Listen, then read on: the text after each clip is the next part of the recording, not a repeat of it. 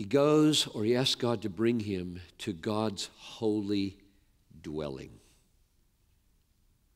That light and that truth that comes is going to lead him to God's holy dwelling, the sanctuary, the altar of God. Let's read that. Middle of verse 3.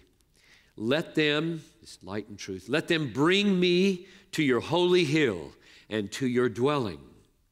Then I will go to the altar of God. Amazing. He knows where he needs to go. And he's praying for light and truth to dawn so that he gets there. Namely, first in general, the sanctuary, and then very specifically, one part of the sanctuary, the altar. What happens at the altar? Animals are killed at the altar and offered to God for sinners who come to the altar. And so from our standpoint, on this side of the cross, you cannot not read this psalm without, as a Christian, saying, take me to the cross. Lead me to the cross. Let your light and your truth come, and may they lead me to the sanctuary, to the cross, to the high priest, to the sacrifice, Jesus. Because there my sins will be covered. It's not a good thing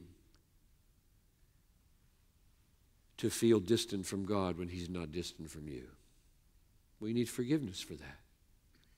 And many other things in our lives. So this side of the cross, we know what that kind of prayer means. Hebrews 13:10, we have an altar from which those who serve the tent have no right to eat.